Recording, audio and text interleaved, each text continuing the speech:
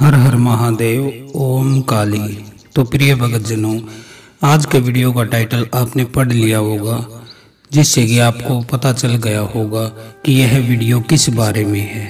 यदि किसी ने धंधा बांध दिया है तो क्या करना चाहिए। यदि आपका व्यापार, आपका काम, आपका धंधा किसी ने बांध दिया है तो आपको अब करना क्या है। तो सबसे पहले हम जान लेते हैं कि यह बांधा कैसे जाता है। अधिकांश लोग यह कहते हुए नजर आते हैं कि पता नहीं हमारे धंधे को किसकी बुरी नज़र लगी है कि व्यवसाय चल ही नहीं पा रहा है, लाभ की अपेक्षा हानि अधिक हो रही है, अथवा पिछले 2-3 महीने से धंधे में रुकावट आ गई है। जिस गति से व्यवसाय चल रहा था एकदम से गति अवरुद्ध हो गई है। शायद हमारे धंधे को किसी ने बांध दिया है। लेकिन दोस्तों, आज विज्ञान का युग है जिसमें इस अप्रत्यक्ष क्रियाकलापों और मान्यताओं को बड़ी कठिनाई से स्वीकार किया जाता है। इसका पता तब चलता है, इसका आभास तब होता है या तो व्यक्ति के ऊपर स्वयं कोई दिक्कत आ जाए, वह स्वयं पीड़ित हो, तब उसे पता चलता है। क्योंकि जब तक दूसरे का कोई दुख होता है तब तक व्यक्ति के लिए वह एक मजाक होता है, मजे की चीज ही होती है। एक उदाहरण के तहत आपको समझाता हूँ। मूर्ख व्यक्ति के लिए कोई भी चीज तब तक मजे की ही रहती है, एक मजाक ही रहती है, जब तक कि उसके ऊपर स्वयं वह स्थिति न गुजर जाए। उसके ऊपर न गुजरे तो उसके लिए मजाक ही रहती है। जिस तरह से कुछ 8-10 साल के बच्चे होते हैं, उनका झुंड जब निकलता है तो उन्हें कोई मेंढक दिखाई देता है। वो पत्थर उठाते हैं, रोड़े उठाते हैं और उस पर हमला कर देते हैं, उसको मारने लग जाते हैं। तो अब बच्चों के लिए तो यह एक मजे की चीज है, एक मजाक है, लेकिन उस मेंढक की, बेचारे मेंढक की जान पर बन जाती है। तो मूर्ख व्यक्ति के लिए कोई भी चीज तब तक मजाक ही, पाखंड ही, ढोंग ही नजर आती रहेगी जब तक कि खुद उसके ऊपर से न यह चीज बीत जाए। तो ऐसी कार्य प्रणाली कोई अपनाई जाती है जो इन बंधनों से मुक्ति दिलाने से संबंधित होती है, जिन्हें कि उत्कीलन की श्रेणी में लिया जाता है। उसके अपनाने से व्यवसाय पुनः शुरू हो जाता है, पुनः उसमें गति आ जाती है और आय की वृद्धि होती है। तो बांधने की क्रिया को कीलन या स्तंभन कहते हैं और बंधे हुए को मुक्त करने के लिए जो क्रिया की जाती है उसको कहते हैं उत्कीलन। कीलन सकारात्मक और नकारात्मक 2 रूपों से प्रयोग में की जा सकती है। तो जो कीलन की विधि है उसको आप दोनों रूपों में प्रयोग कर सकते हैं, गलत तरह से भी और सही तरह से भी। अब मैं गलत तरह से यूज कैसे होती है, कीलन की जो विधि है, स्तंभन की जो विधि है, बांधने की जो विधि है, तो उसके बारे में मैं बता देता हूँ। जैसे कि आपके कार्य से, आपके व्यवसाय से और उसमें हो रहे विस्तार से अन्य लोगों को हानि हो रही है। जैसे कि बाजार में दुकान है आपकी और वह तेजी से चल निकले, उसका विस्तार हो जाए और दूसरे लोगों का काम धंधा कम हो जाए या ठप हो जाए, तो कीलन की विशेष प्रक्रिया के द्वारा आपके कार्य को कोई ना कोई रोक देता है, उसकी गति को रोक देता है, कार्य को बांध देता है, कील दिया जाता है या स्तंभित कर दिया जाता है। तो यह हो गया उसका गलत प्रयोग, नकारात्मक प्रयोग। और उसका सकारात्मक प्रयोग क्या होता है उसी विधि का? किसी स्थान पर जब भूत प्रेत पिशाच आदि का निवास हो जाता है और वो नित्य परेशान करने लग जाते हैं, पारिवारिक कलह होता है अथवा व्यवसाय में हानि होने लगे, तो कीलन की विशेष प्रक्रिया द्वारा उस स्थान का कीलन किया जाता है। तो यह सकारात्मक विधि है जिससे किसी के कष्ट को मुक्ति मिले, जिससे कि ये तामसिक शक्तियां पुनः उस स्थान में प्रवेश नहीं कर पाए, तो उसका कीलन किया जाता है। किंतु इस प्रकार के कीलन से पूर्व, मतलब ये कीलन आप करते हैं, इससे पहले आपको उत्कीलन करना पड़ता है। उत्कीलन कैसे किया जाता है? जैसे उस स्थान को शुद्ध किया जाता है, उससे जो भी अशुभ शक्तियां हैं उनको साफ किया जाता है, उनको निकाला जाता है, उस स्थान से दुष्प्रभावों से मुक्त किया जाता है। इसका अर्थ होता है उत्कीलन। और जब दुष्प्रभाव रहित शतान हो जाता है, वह शतान शुद्ध हो जाता है, कोई बुरी शक्ति वहां नहीं रहती है, तब उसका कीलन किया जाता है ताकि उसमें दोबारा भूत पिशाच आदि प्रवेश नहीं कर पाए। इन विधियों को अक्षेत्र रक्षण की विधियां भी कहा जाता है, जैसे कि माम भीर अक्षय रघुकुल नायक धरित बरचाप रुचिर कर सायक।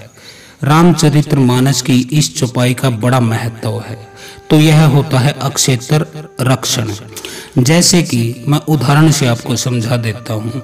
जाने अनजाने में कभी आप किसी ऐसे स्थान पर पहुंच जाए कि जहां भूत प्रेत पिशाच आदि का या फिर विषैले जीव जंतुओं का भय होता है, जैसे कि ठीक मध्याह्न दोपहर में और ठीक मध्य रात्रि में अकेले किसी वीरान स्थान पर मध्य मार्ग में नहीं चलना चाहिए।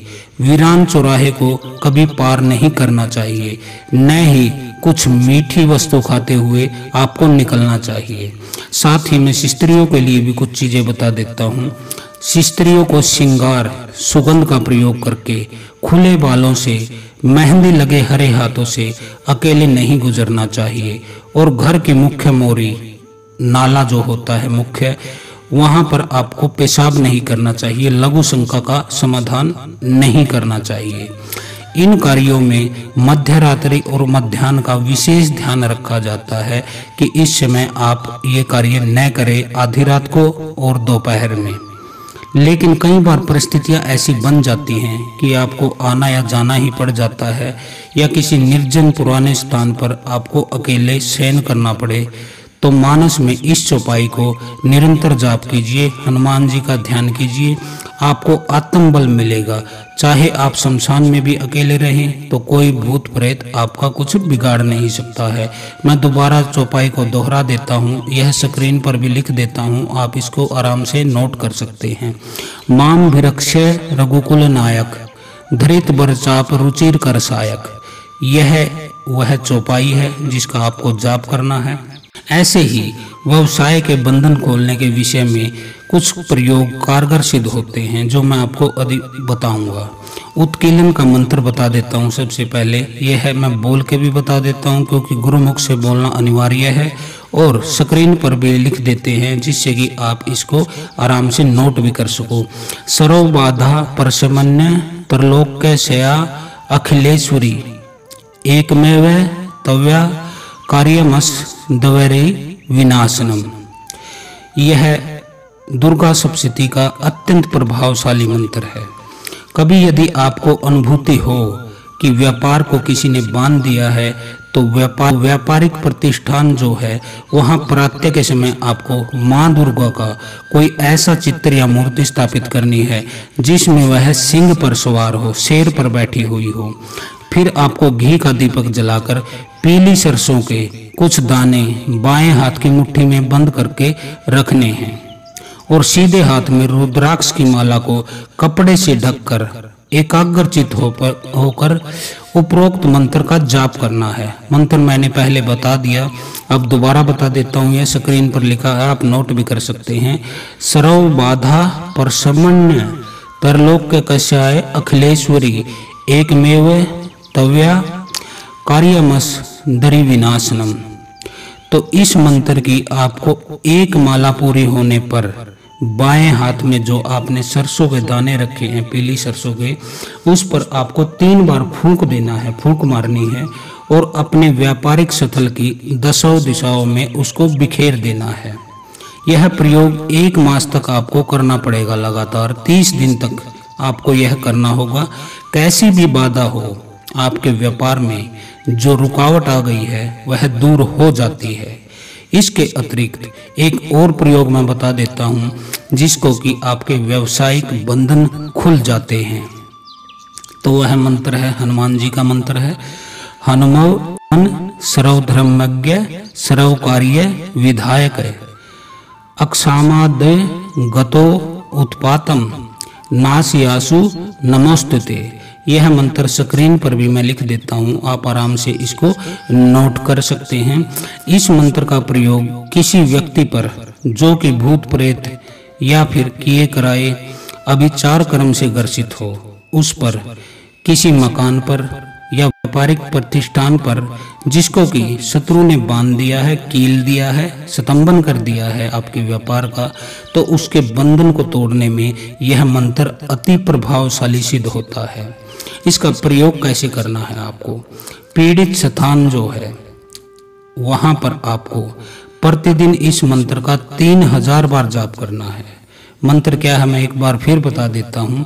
हनुमन सर्वधर्मज्ञ सर्वकार्य विधायक अक्षमादा गतो उत्पातम नाशायु नमोस्तुते। तो इसको आपको प्रतिदिन 3000 जाप करने हैं। 11 दिनों का यह प्रयोग है। इसमें 33,000 जप आपके पूरे हो जाते हैं। जाप पूरे हो जाने पर 3300 आहुतियों से दशांश इसका हवन करना है या फिर जाप करना है और फिर ब्राह्मण को भोजन करा दिया जाता है। ऐसा करने से अचानक आई हुई विपत्ति हो, व्यापारिक बाधा हो, वह बहुत जल्द समाप्त हो जाती है और निरंतर आपकी आय अच्छी होने लगती है। यानी कि आपका काम धंधा जो है वह चल पड़ता है और फिर से वह गति पकड़ लेता है। जैसा कि आप कह रहे थे कि 2 महीने पहले 4 महीने पहले मेरा कार्य अच्छा चल रहा था और अब वह रुक गया है, जैसे किसी ने कील दिया है, स्तंभन कर दिया है या फिर उसे बांध दिया गया है। आप कोई भी भाषा में इसको जो है परिभाषित कर सकते हैं। तो ये थे कुछ मंत्र प्रयोग। अब मैं आपको एक तंत्र प्रयोग भी बता देता हूँ जो कि काल भैरव का प्रयोग है। यह प्रयोग अत्यंत शक्तिशाली है। इसको यदि आप 7 शनिवार तक करते हैं, यह प्रत्येक शनिवार आपको करना है और जो बाबा भैरव हैं, महाकाल भैरव हैं, उनका भोग, उनका यह अलूफा आपको देना है। तो इससे भी आप अपना बंधन बड़ी आसानी से खोल सकते हैं। इसमें न तो आपको मंत्र जाप की ज़रूरत है, न किसी अनुष्ठान की ज़रूरत है, न कहीं दीपक जलाने की ज़रूरत है, न ही धूप अगरबत्ती जलाने की ज़रूरत है। यह बिल्कुल सीधा और सिंपल प्रयोग है जो कि आपको किसी तांत्रिक की ज़रूरत नहीं, किसी मांत्रिक की ज़रूरत नहीं, किसी ओझा सोखा गुनिया किसी भगत के पास जाने की ज़रूरत नहीं। आप अपने घर से ही इस प्रयोग को, अपने घर के सामान से ही इसको कर सकते हैं और स्वयं ही अपना बंधन खोल सकते हैं। तो प्रयोग क्या है वह मैं बता देता हूँ। किसी शनिवार को शाम को जब सूर्यास्त हो जाए, लगभग 8 से 9 और 10, इन 2 घंटों को आप पकड़ लीजिए। इनमें आपको यह 7 शनिवार करना है। तो अब आपको करना क्या है?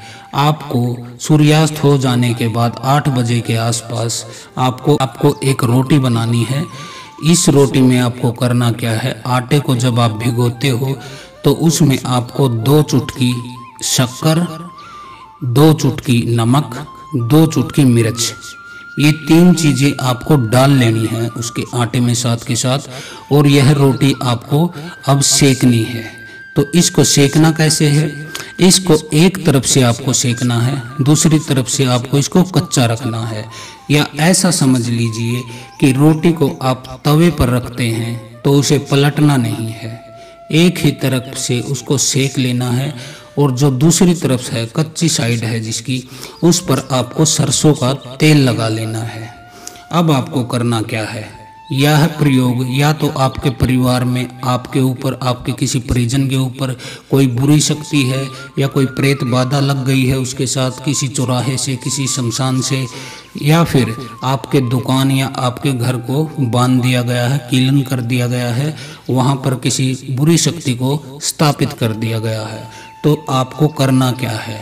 इसको तेल लगा लेने के बाद कच्ची साइड जिस व्यक्ति के ऊपर से हो आपको जो प्रयोग करना है, तो उसके ऊपर से इसे 7 बार उल्टा वार ले, एंटी क्लॉकवाइज आपको वार लेना है। यदि आपके घर में समस्या है तो घर के प्रत्येक कमरे पर आपको चारों कोनों में इस रोटी को टच कराना है। और यदि आपकी दुकान है या कोई प्रतिष्ठान है आपका व्यापारिक, तो आपको उसके भी चारों कोनों से इसको घुमा लेना होता है। तो यह घुमाने के से पहले आपको करना क्या है? आप उस व्यक्ति को बिठा लीजिए अपने आगे और आपको काजल लेना है और सिंदूर लेना है। 2 चीज़ें लेनी हैं। ये लेने के बाद अपने घर में जितने भी सदस्य हैं उनके हाथ से किसी भी उंगली से आप लगा सकते हैं, एक एक टिक्का लगवा लीजिए उस रोटी को, जिसे तिलक भी कह सकते हैं, निशान भी कह सकते हैं, आपकी जो भी भाषा हो वह आप कह सकते हैं। तो एक एक टिक्का लगवा लेना है। जैसे कि आपके परिवार में 7 सदस्य हैं तो 14 टिक्के हो गए आपकी रोटी पर, एक काजल का, एक सिंदूर का। तो यह आपको कर लेना है। टिक्के लगाने के बाद इसको वार लेना है उस व्यक्ति के ऊपर से 7 बार उल्टा, या फिर अपने पूरे परिवार के ऊपर से आपको वारना चाहिए, जो कि अत्यंत महत्वपूर्ण है।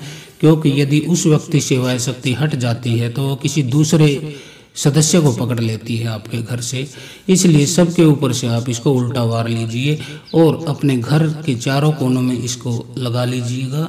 और या फिर दुकान है आपकी, कोई शोरूम है या कोई फैक्ट्री है, तो उसके भी चारों कोनों से इस रोटी को आप घुमा लीजिएगा।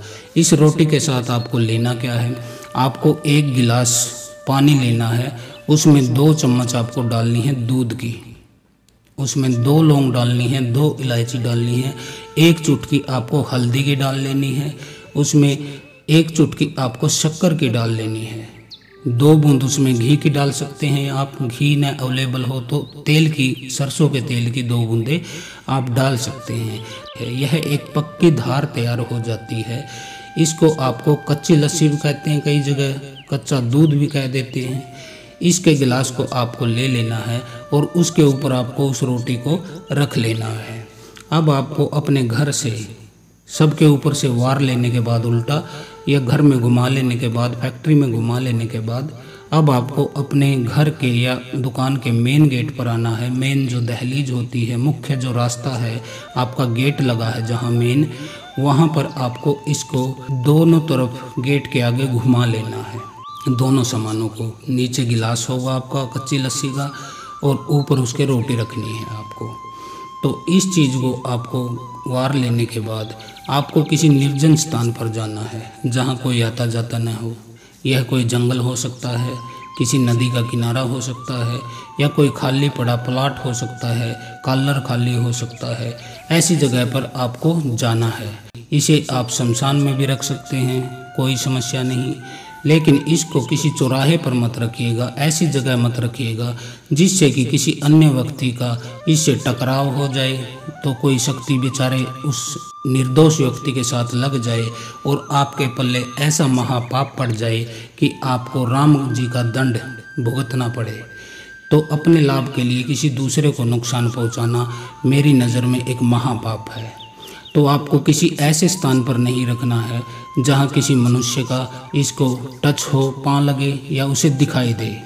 क्योंकि कई बार ऐसा होता है कि उसके साथ कोई गलत शक्ति लगती नहीं है, लेकिन उसे भ्रम हो जाता है, वहम हो जाता है, उसको शंका हो जाती है और उसके साथ कुछ बुरा होता है, तो वह उसको उस चीज़ के साथ जोड़कर देखने लगता है कि मैंने यह भोग देखा था, यह अलूफा देखा था, या कोई किसी ने किया कराया था। तो उसको वहम हो जाता है और वह व्यक्ति परेशान रहने लगता है और चीज़ें आगे सरकती जाती हैं और वह व्यक्ति बिल्कुल ही विक्षिप्त हो जाता है, एक किस्म का पागल हो जाता है और उसका नुकसान होता है। तो ऐसा कार्य कदापि न करें। यदि मेरे कहे अनुसार आप चलेंगे तो आपको लाभ होगा, तो किसी का भी बुरा नहीं करना है। तो इसको किसी ऐसे स्थान पर आपको रखना है जहाँ कोई आता जाता ना हो। तो ऐसे निर्जन स्थान पर आप जाइए और उस रोटी को आप ज़मीन पर रख दीजिए। उसके बाद जो आपका गिलास है हाथ में, इससे उसके चारों तरफ आपको एक गोल दायरा बनाना है, गोल दायरा बनाना है। पानी को ऐसे डालते हुए उसके चारों तरफ एक घेरा बना देना है। पूरे पानी को वहीं डालकर फिर आपको अपने घर आ जाना है।